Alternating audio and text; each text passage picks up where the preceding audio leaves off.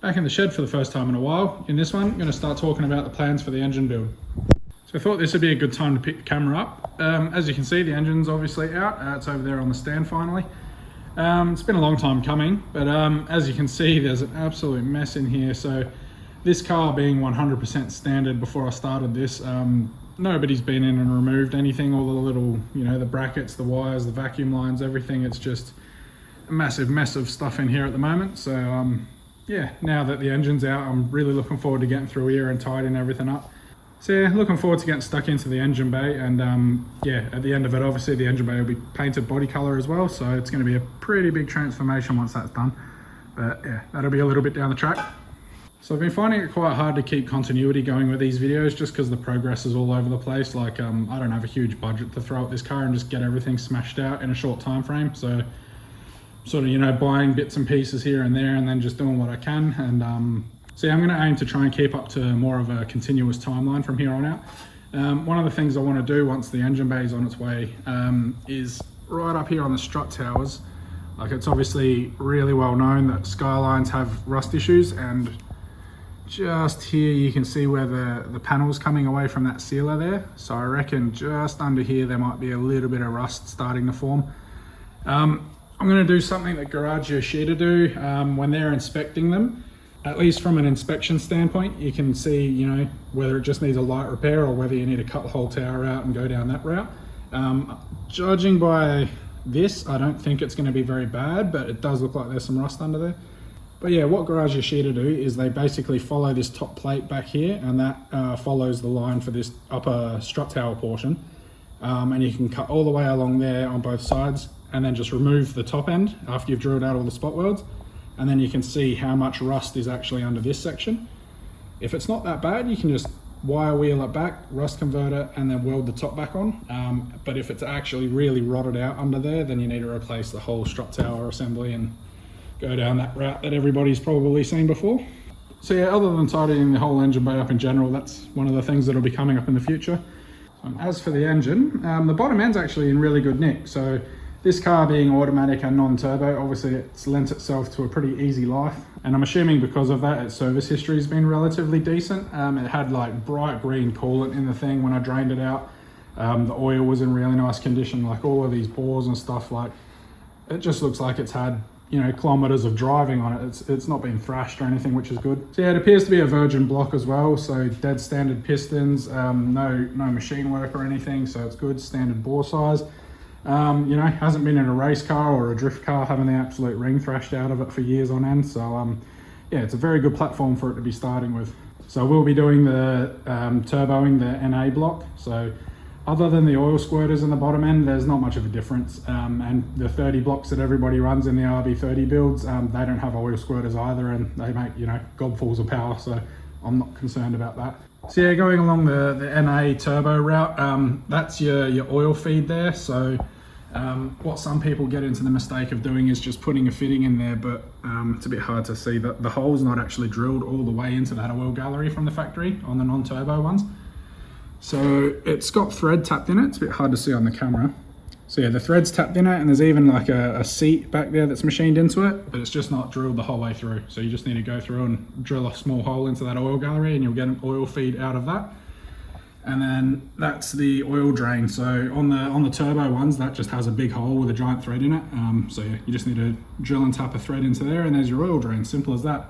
So yeah, and that's about it. So yeah, they're pretty straightforward to convert to turbo. And as for the cylinder head, finally managed to get myself a set of RB26 valve covers. The market for these things is just absolutely ridiculous. So I managed to get some for a decent price. Placed a pre-order through an import shop, and turns out there was a massive issue with the shipping company. So yeah, they got stuck in a container for a while, but they're finally here. So yeah, that's pretty well everything for the top end now. All the covers. I just need to go through and get I bought a bunch of OEM hardware for all the covers, and I don't know, my maths wasn't quite good. I missed out a couple. There's 4 bolts down the back I forgot to order. And then there's some washers that go down on these lower bits that I didn't know about as well. So the actual shanks of these bolts, I don't know if the camera's going to pick it up, but yeah, the shank of that bolt doesn't actually hold the cover properly. Like it can wobble around in there. So yeah, from what I've seen, there's a washer or a a spacer that sort of goes in there. So yeah, I still need to buy those. So yeah, there's a good core of an RB26 head there finally. So yeah, next step from there is to go through and get all the machine work done, get it set up to have all the parts fitted. So that sort of leads me into the next point, which is a bunch of parts that I've bought for the engine. So I'll start with the top end stuff to begin with. So I've got a nice set of Tomei Pro cams here. So the cam specs might look a little bit strange to some people, but so we're running a 270-degree intake cam with a 10.8mm lift, 290-degree 11.5 lift on the exhaust. With the cam timing, I'm going to try something that I've picked up from a guy that used to design cams for NASCAR.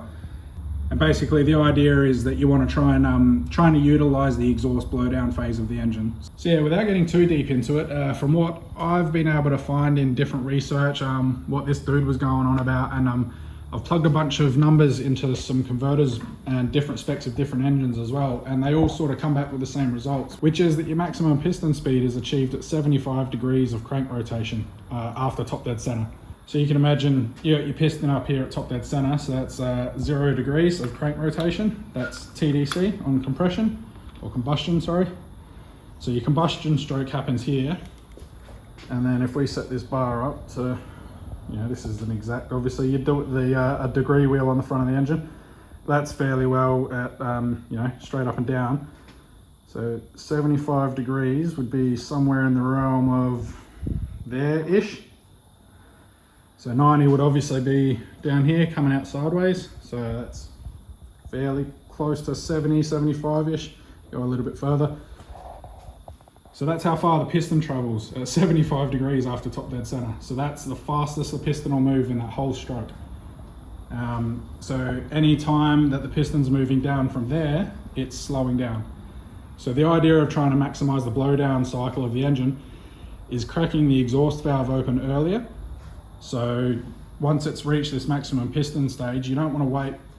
The idea is that you don't want to wait too much longer after that to start opening the exhaust valve, so that once the piston reaches bottom dead center and comes up on the exhaust stroke, it's already started to vent some of that pressure and gas, so that as it is coming up on the exhaust stroke, there's less resistance in the cylinder for the engine to have to fight against. So basically it's lowering like parasitic drag of the engine and all of that. It's making the engine more efficient. So it's already had its most amount of energy put into the piston. So you're letting it travel a little bit further than that down the bore, and then you're cracking that exhaust valve open as it's traveling down still. And yeah, so that's the idea. It's supposed to make it more efficient, especially at higher RPM, which this engine's going to rev to about 9. So yeah, I'm not concerned about low end torque and power on this thing. RBs were never great down there anyway. So, the idea is, 4.5 through to 9,000 RPM, have a really nice, thick, efficient power band. So yeah, something I haven't really seen people mess with on these, and something I want to try and experiment with myself. So anyway, that's it for the cams and a little bit of a ramble. This next box is just a necessity because of the cams. All right, so these are just a full set of Tomei's lifters. So RB26 is a solid lifter anyway. But these ones here are designed to run with these cams. So the cams themselves, to achieve the high lift, they actually reduce the base circle of the cam. So if you were to run your standard lifters, you would have way too much clearance between the actual top of the bucket and the bottom of the cam. So yeah, you just run a different size bucket to take up that clearance. So Tomei designed these for their high lift cams. So yeah, they're just a different thickness to take up the gap at the base circle. So yeah, that just means you can run those cams properly and everything's all sweet. So this next lot of parts is something that's it's going to help us run this RPM reliably without having actual problems. So like I said, I want to rev it out to about 9, maybe 92, so shift it around 9,000 RPM. I want to be able to utilize the power band all the way up to that.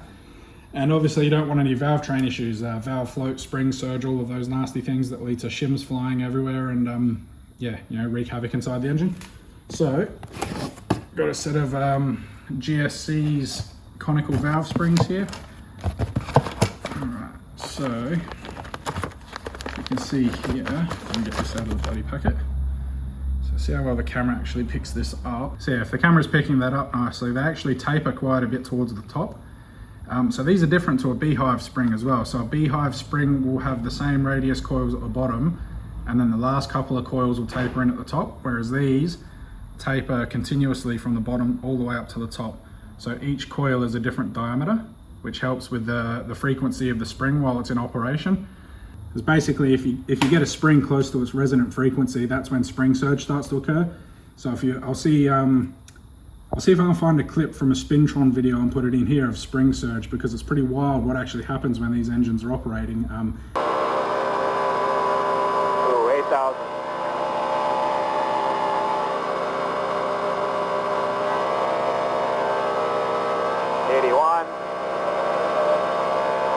So if you get spring surge, all of these coils start fluctuating, and then that leads to valve float, and then basically the top of the bucket and the shim are unsupported.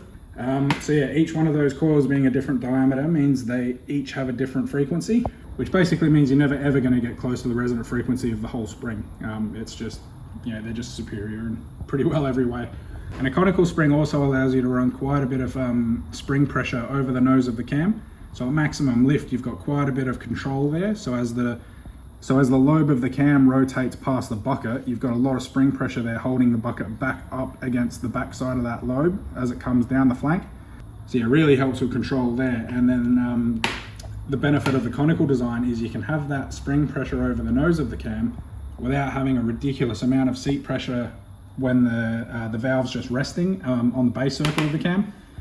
Because you don't want a shitload of seat pressure if you don't need it, because then that just means the engine has to work harder to open the valve. You want all of your pressure at the top end, but you don't want to have to have crazy amounts of seat pressure the whole time. And these have titanium retainers as well, and the spring itself being smaller and more compact. I've weighed these on the scales, and the retainer and spring together are 41% lighter than the factory spring and retainer setup. So you're saving mass in motion, which is super important within the engine. So that just makes it easier for the valve train to control itself. The more mass you've got moving in the spring and retainer, it's like having a barbell in your hand and trying to swing it backwards and forwards. Like, the heavier the barbell is, the harder it is to control. It wants to keep going when you're trying to pull it back. Same with the valve spring. The heavier it is, the more inertia it's got traveling that opposite direction when it's trying to change. Right, so these next ones I'm really excited about. I've always wanted to run JE pistons in an engine because they're like cream of the crop. They're, as far as off-the-shelf pistons go, these things are freaking unreal. Right, so which way does this open? There we go. So keeping with the theme of this engine, the way I want to build everything, it's keep the rotating mass down and keep everything really working within its sweet spot at high RPM. That's the idea of all of this. So that's where these pistons come into play. They're as far as without going to a custom piston, this is pretty well as like race car as you're gonna get. So I have to chuck the phone down to unwrap that. So yeah, this is JE's FSR design. There's a few really sweet things with this piston. So you can see here that it's machined away on the sides. Keep that that skirt as small as possible. So that's the thrust side of the piston. The non-thrust side of the piston is even smaller. So if we look at that, so yeah, that keeps the weight down, keeps the the friction inside of the engine down as well. So one thing I want to do once I get these pistons and rods out of this engine is I'm going to compare the standard weights of the ring packs, the piston pins and everything to all the aftermarket stuff I'll be running. So yeah, it'll be quite interesting to see where everything weighs up in comparison to the stock stuff. But I mean, like, look at the size. That's insane. For an off-the-shelf piston, that is about as cut away as you can get. Like, you can't really take any more material out of this. And these aren't by any means big pistons either. They're only 86.5 mil. So you're pretty well pushing it for the amount of material you've got around the pin boss there. Like, that's, yeah, a really nice thing. And another thing they do is, try and get this thing to focus. Come on. So you can see this distance here from the top of the piston to the top ring. So that's dropped down a fair way.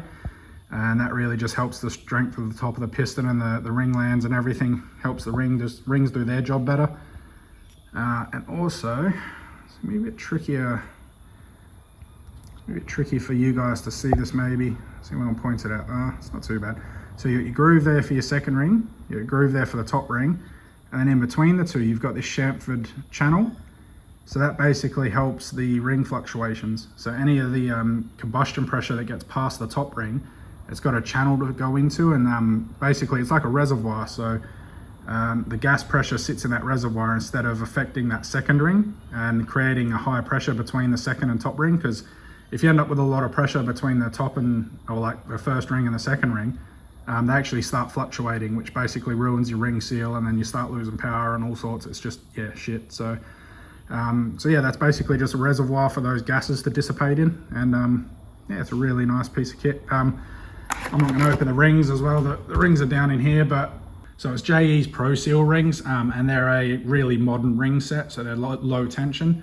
So when these engines were new, they used more of an old school traditional ring set in them, so they had a lot of spring tension holding out against the cylinder wall. So that just, you know, it's more parasitic drag, lowers power output, all of that sort of stuff. So yeah, so we've got a nice, real modern set of rings to go in this thing. Should be a really nice engine once it's together.